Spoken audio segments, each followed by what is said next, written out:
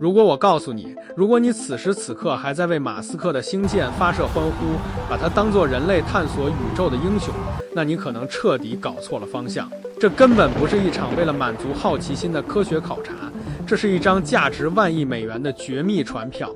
而这张船票的目的地，也许并不是为了延续文明，而是为了抛弃我们。你以为埃隆·马斯克是在做梦？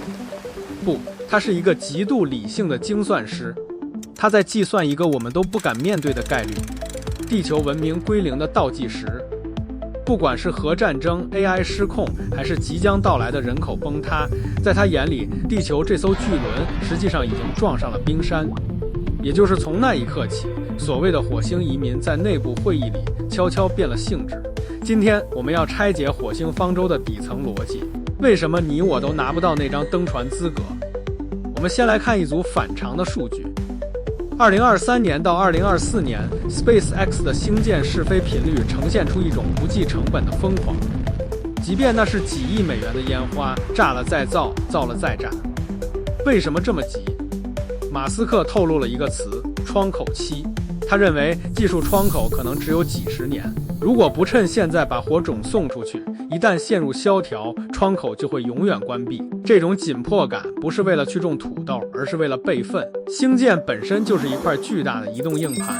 马斯克的计划是在地球系统彻底宕机之前，把文明核心数据，包括基因库和少数精英，拷贝到火星。但问题是，硬盘容量是有限的。能去火星的人口不到地球的1/1000，这不是诺亚方舟，这是泰坦尼克号上的救生艇，只有头等舱的客人能先走。很多人被好莱坞科幻电影误导了，以为去火星是像星际迷航那样浪漫的探险，能在明亮宽敞的重力环里喝着热咖啡慢跑，欣赏窗外绝美的星空。大错特错。真实的星舰内部为了极致压缩成本，不会有任何重力模拟，甚至不会有舒适的单间。对 SpaceX 来说，每1公斤的有效载荷都比黄金还要珍贵。为了在最短的时间窗口内向火星投送足够的人口基数，星舰会被设计成不折不扣的运奴船。看看这张泄露的早期舱室设计图，为了塞进100人甚至更多，它采用了极其压抑的热铺设计。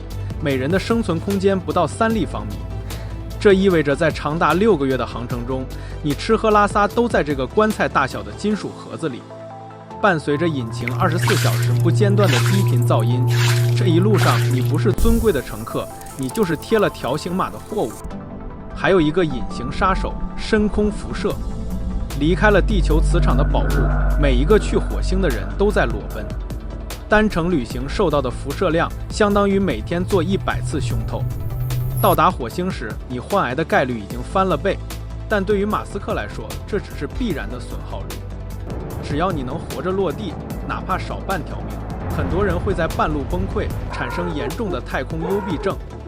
所以，严格的军事化管理是必须的。任何情绪不稳定的人都可能被强制休眠，或者直接被处理掉，以节省极其宝贵的氧气。如果你侥幸挺过了这6个月，活着踏上了火星红色的土地，恭喜你，你的噩梦才刚刚开始。这才是我们要揭露的核心。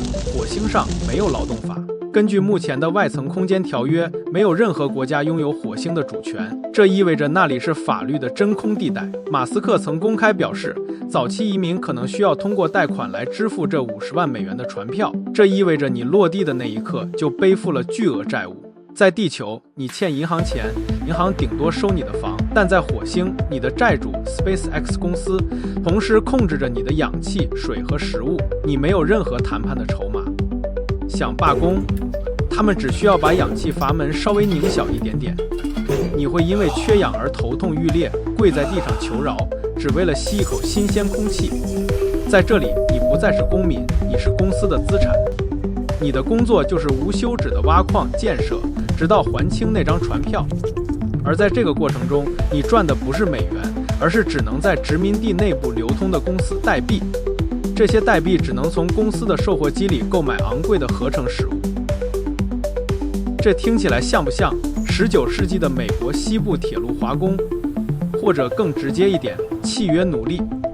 在极端的生存压力下，民主是奢侈品，集权是必需品。马斯克将不仅仅是 CEO， 他将是火星的第一任独裁官。在那里，他的话就是法律，他的推特就是那里的宪法。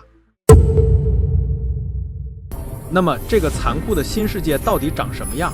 我结合 SpaceX 的技术文档，为你重构了2076年的火星1号城。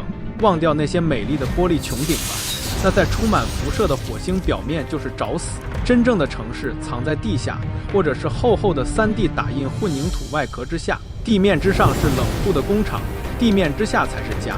这里没有阳光，只有模拟的 LED 天幕，每天按时亮起，按时熄灭。空气中永远弥漫着一股生锈的金属味和循环系统的霉味。吃的是什么？别想牛排了。你摄入的蛋白质主要来自昆虫粉末和藻类合成的蛋白块。这种食物虽然营养均衡，但口感像是在嚼某种工业橡胶。喝的是1000次循环过滤的水。是的，上一口可能是你邻居的尿液净化而来，但这里也有另一种美，一种属于生存主义的暴力美学。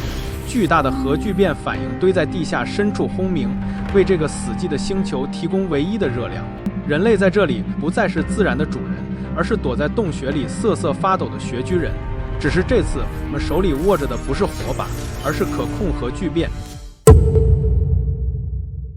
回到最初的问题，马斯克的方舟到底能救谁？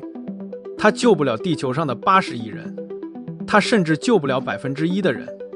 这是一场注定要抛弃绝大多数人的赌博。他只能带走文明的火种，以及那些付得起天价船票的顶级精英。这是一个关于大筛选的残酷现实。当资源不够时，道德就会让位于生存。当第一艘载人星舰真正起飞的那一刻，或许就是地球倒计时的开始。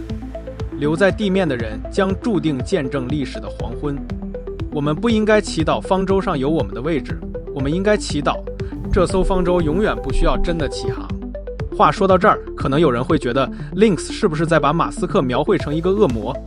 恰恰相反，其实在这个大家都沉迷于短视频、奶头乐和股价涨跌的时代，我发自内心的崇拜他，因为他是这个星球上唯一一个敢把10000亿身家压在全人类存亡概率上的赌徒。